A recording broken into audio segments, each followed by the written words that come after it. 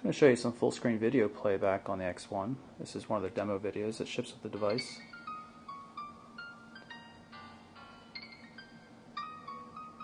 The 800 by 480 pixel display really is a good canvas for watching videos.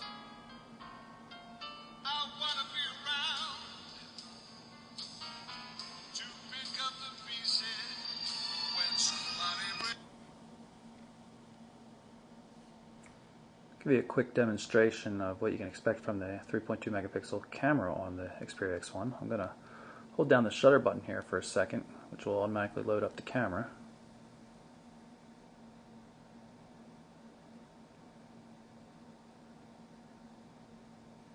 You can see we have a random box down there. It's for a Microsoft LifeCam.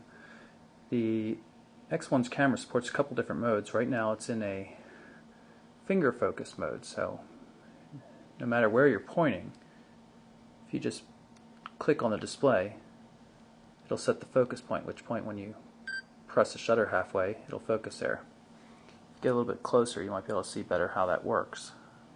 You touch the display, and that's where it sets the focus point. So with that kind of thing going on, you can easily decide to focus on something far away without having to reframe it. You could just as easily focus on something close. It's not a bad system.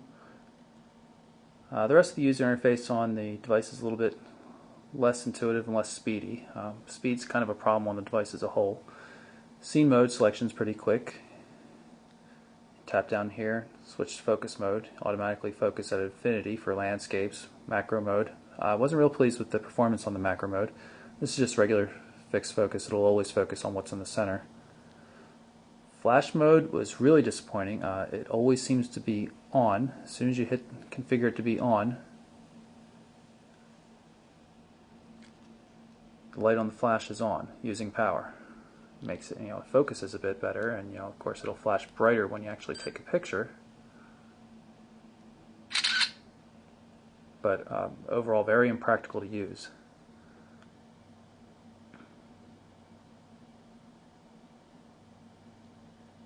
And as I've said, it's kind of slow. It's just not a very quick device in general. You can see there's a bunch of different settings here, but you can see how long it's taking me to get to these various settings. Everything is kind of painful in terms of response. You can see, that must have taken 5 seconds right there just to back out of a screen. Scrolling's very messy, very slow, just very unimpressed. Has some great basic technology in it, it's just not executed well. I'll give you a quick look at some of the additional places where the phone supports finger scrolling. You can see I can fling it. Doesn't run too smoothly though. You can see it. It's kind of struggling at times. Once it's scrolling, you can just tap on it to stop. I like the tabs. Again, this is an HTC feature. We've seen this in other devices. Makes it easy to quickly move around. You can also use the optical joystick for scrolling, but if you have a long list like I do, it's going to take a while to get through anything there. Same basic scrolling functions work inside, program folders or in the settings. Everything basically supports finger scrolling, just perhaps isn't optimal. And one of the things you see me doing, I keep hitting the X button with the stylus because the fact that this isn't flush mounted makes it a little hard to get in there and hit that X properly. But you can see it's using HTC's Task Manager, so you can quickly close out applications and things like that, freeing up memory. And speaking of memory, you can see there's a fair amount of storage space and RAM on this device.